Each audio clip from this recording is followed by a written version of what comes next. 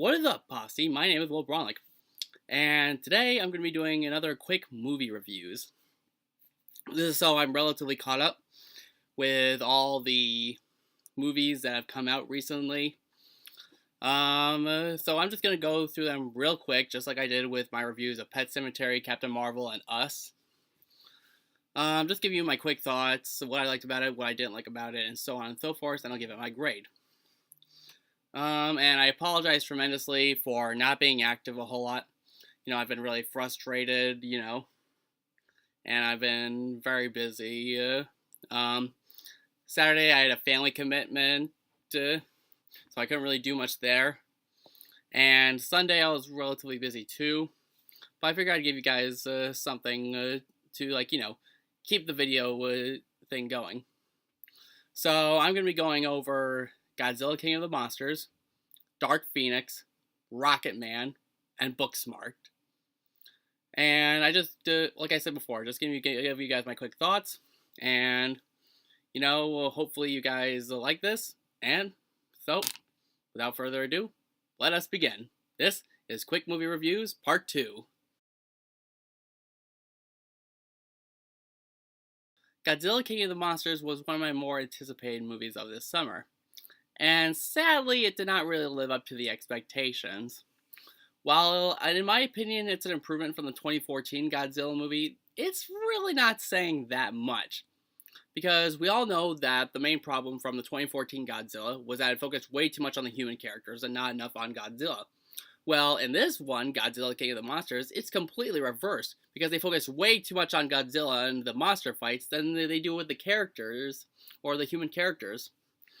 And I feel like that's kind of a bad idea, because if you want to make a good monster movie, you kind of have to balance it out a little bit. Like, make 50% of it the monster fights, and try fleshing out these characters. Try to make us invested in them, make us care about, what's going on with them. But here, I didn't really care about any of the characters. Well, to be fair, I did care a little bit about Millie Bobby Brown's character. I kind of forgot her name, but the characters are just bland and kind of forgettable.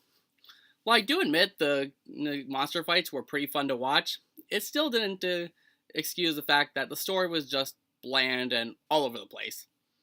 So for my grade, I'm going to give this, I'd say, a C+.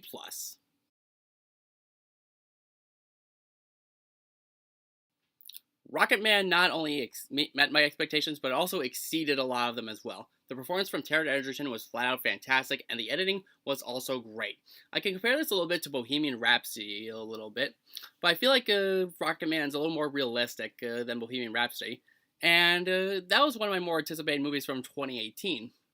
But after watching it, I thought to myself, maybe it wasn't all that great as I hoped it would be, but I still enjoyed it nonetheless. But Rocketman, it definitely felt more realistic. I love the performance from Taron Egerton. I love the editing in this, and I love how they incorporate this into a musical, and I like how they kind of go... It doesn't really feel like an R-rated movie. It feels more like PG-13, but I kind of admire that a little bit. It's very well disguised. So for my grade for Rocketman, I'm actually going to give this an A+. I flat out enjoyed it. I'm definitely going to buy this on Blu-ray when it comes out. And it was just a flat out fantastic movie, and I highly recommend that people go check it out. It's very interesting, talking about the life and times of Elton John. And if you're into music, or if you're looking for, a good movie to watch sometime over the weekend, then I highly recommend you go see Rocketman.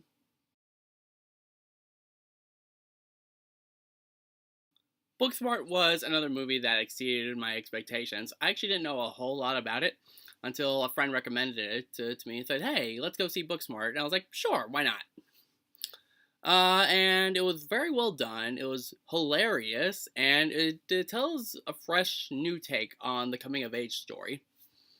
And I definitely like Olivia Wilde's directing in this movie. I think this is definitely going to put her on the map. I liked the performances from the two leads, and I just still loved how this movie was just played out. And I think we can relate to this story in a little bit of way, in some ways.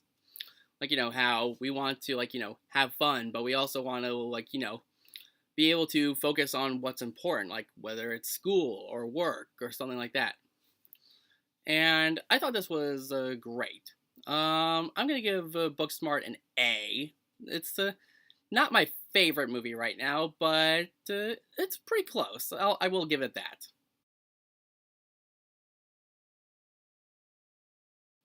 Oh boy, I get to talk about Dark Phoenix.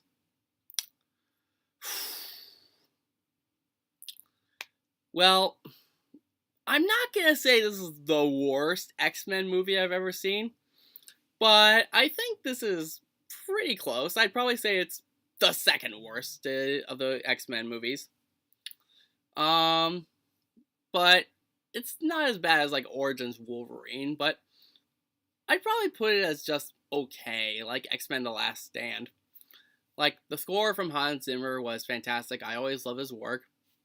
And the acting was great, but sadly, that's all there is to it. Like, the dialogue is wooden, and the character choices that were made in this movie just did not make a whole lot of sense. Like, they just did not seem like the characters that we all grow and love throughout the course of these movies.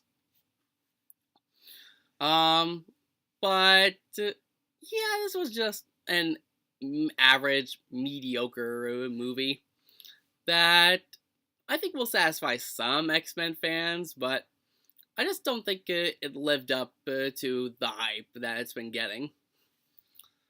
So for my grade, I'm gonna give Dark Phoenix a C plus, and I might. I just hope that Marvel does better with their X-Men movies now that Disney owns Fox. So I don't know, just fingers crossed. Guys, that just about does it for these quick movie reviews. If you did enjoy this video, then be sure to give it a big thumbs up, and if you're new to the channel, subscribe for more content. I'm going to try to see The Secret Life of Pets 2. That'll probably be the next movie that review that I do.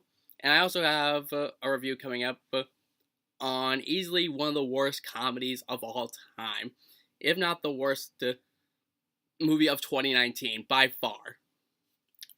So, until next time, see you later, Posse.